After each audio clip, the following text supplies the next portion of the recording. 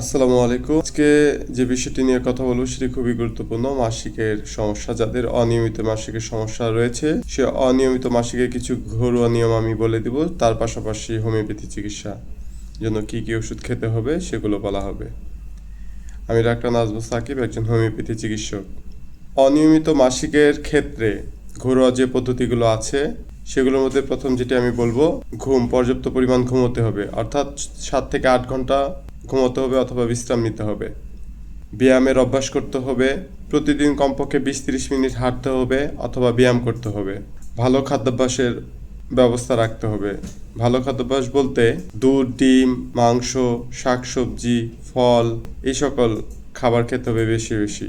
এর পাশাপাশি অনিয়মিত মাসিক যাদের হচ্ছে তারা শুধু শুধু দুশ্চিন্তা করে কোনো লাভ হবে না, কারণ দুশ্চিন্তা করলে মাসিকে ব্যাঘাত ঘটে, অনিয়মিত হয়ে পড়ে, হরমোনের যে ভারসাম্য সেটিকে নষ্ট করে ফেলে, সিগন্যাল সঠিকভাবে পৌঁছায় না, যার কারণে আরও বেশি সমস্যা দেখা দেয়। তাই আপনারা দুশ্চিন্তা করবেন না, সব সময় দুশ্চিন্তা থেকে দূরে থাকার চেষ্টা করবেন। আর যাদের জাঙ্ক ফুড, ফাস্ট ফুড, কোমল পানীয় যেমন বিভিন্ন ড্রিঙ্কস টাইপের, তো এগুলো থেকে এড়িয়ে চলবেন, এগুলো খাবেন না।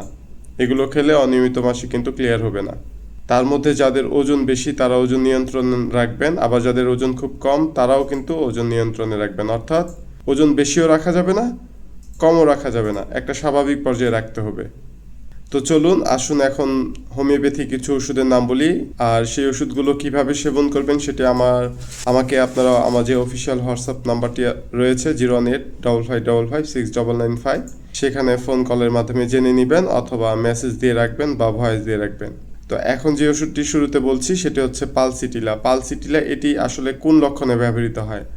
পালসিটিলা মূলত ব্যবহৃত হয় যাদের অনিয়মিত মাসিক, রক্ত স্বল্পতা, রক্ত কম হয়, মাসিক অনিয়মিত দেরিতে দেরিতে হয়, 2 মাস 3 মাস অন্তর অন্তর, তারা পালসিটিলা ব্যবহার করবেন। এরপরে যেটি ব্যবহার করবেন সেটি হচ্ছে সিপিয়া। সিপিয়া কোন টাইপের পেশেন্টদেরকে দিয়ে থাকি? সিপিয়া হচ্ছে যারা দুর্বল, যাদের খাওয়ার রুচি কম, কোনো কিছু ভালো লাগে না, অল্পতেই দুশ্চিন্তা করে এবং সেই সাথে অনিয়মিত মাসিক হয়, তাদের ক্ষেত্রে সিপিয়া ব্যবহার করা হয়। আর ন্যাট্রামিউর ব্যবহার করা হয় যাদের হচ্ছে প্রায় সময় মাথা ব্যথা থাকে, শরীরে দুর্বলতা লেগেই থাকে, কোনো কিছুই ভালো লাগে না, তাদের ক্ষেত্রে ন্যাট্রামিউর ব্যবহার করা হয়। আর ক্যালকেরিয়া কার্ব কখন ব্যবহার করি? ক্যালকেরিয়া কার্ব কাদের ক্ষেত্রে ব্যবহার করা হয়? যে সকল নারী বা মেয়েদের ওজন বেশি, অতিরিক্ত ঘামে এবং মাসিক নিয়মিত না, তাদের ক্ষেত্রে ক্যালকেরিয়া কার্ব ব্যবহার করা হয়। তো আজকে এ পর্যন্তই বললাম, পরবর্তী ভিডিও ইনশাল্লাহ নিয়ে আসবো। আপনারা চেষ্টা করবেন আমি যে ডিসিপ্লিনগুলো বলেছি মেনে চলার জন্য, সেগুলো মেনে চলবেন, সেই সাথে হোমিওপ্যাথি ওষুধগুলো সেবন করবেন। অবশ্যই আপনারা যদি না বুঝেন, না জেনে না বুঝে কখনোই নিজে চিকিৎসা নিতে যাবেন না। অবশ্যই বিশেষজ্ঞ একজন হোমিওপ্যাথি চিকিৎসকের সাথে কথা বলবেন বা চাইলে আমার সাথেও কথা বলতে পারেন। তো সকলে ভালো থাকবেন, সুস্থ থাকবেন। আল্লাহ হাফেজ।